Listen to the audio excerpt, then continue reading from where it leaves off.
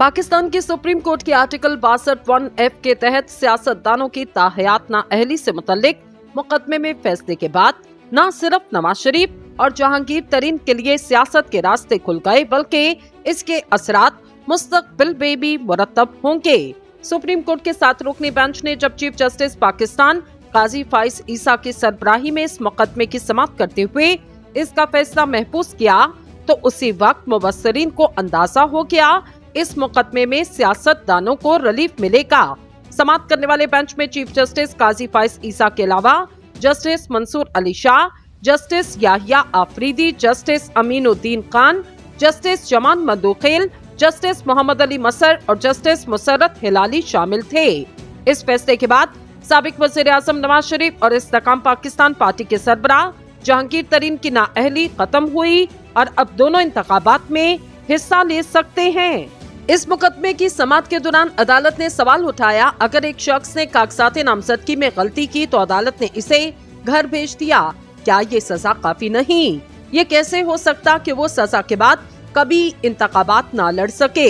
समाअत के आगाज पर अटॉर्नी जनरल मंसूर उस्मान अवान ने अदालत को बताया कि वो आर्टिकल 62(1)(f) के तहत नाअहली की सजा 5 बरस करने की कानून साजी को सपोर्ट कर रहे और ताहयात नाअहली के फैसले पर नजरे सानी की जानी चाहिए।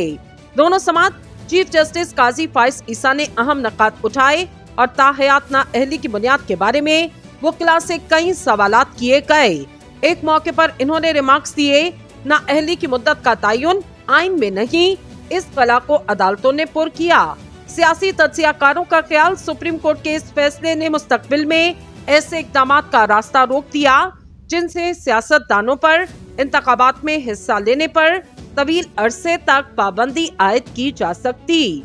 सीनियर कानूनदान सेनेटर कामरान मुर्तजा ने इस बारे में तबसरा करते हुए कहा, सुप्रीम कोर्ट के फैसले के बाद सियासतदानों के सरों पर लटकने वाली मुस्तकिल नाअहली की तलवार हटा दी गई। इन्होंने गुफ्तगू करते हुए कहा, सुप्रीम कोर्ट ने अपने फैसले से दस्तूर की गलत तशरीह को खत्म करके दुरुस्त तशरीह की, जो कि अच्छी बात है। सेनेटर कामरान मुर्तजा के मुताबिक अब कोई सियासतदान हमेशा के लिए नाअहल नहीं हो सकता। सुप्रीम कोर्ट के सीनियर वकील अकराम चौधरी ने कहा, अब नवाज शरीफ सिर्फ एक सूरत में इलेक्शन से बाहर रह सकते, जो ये कि नैब किसी और मुकदमे में इन्हें 10 साल की सजा दिलवा दे।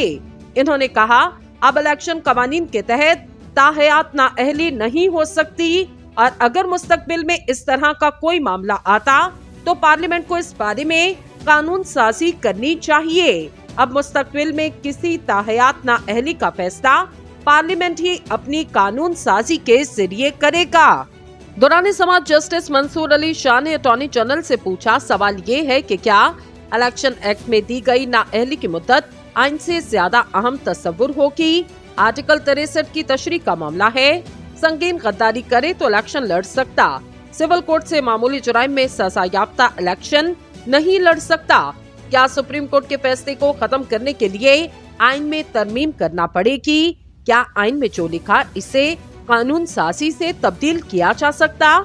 जस्टिस मोहम्मद अली मसर ने कहा, आइन के आर्टिकल 62(1)(f) में नाअहली की मियाद का जिक्र नहीं, जिस पर अटॉर्नी जनरल ने कहा, सुप्रीम कोर्ट ने अपने फैसले में कहा था जब तक अदालती फैसला मौजूद नाअहली ताहयात रहेगी।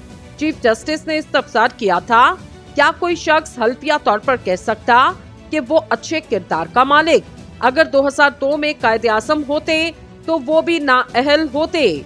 जस्टिस जमाल मंदोखेल ने कहा, जब गैर मुंतखब लोग कवानीन बनाएंगे तो ऐसा ही होगा।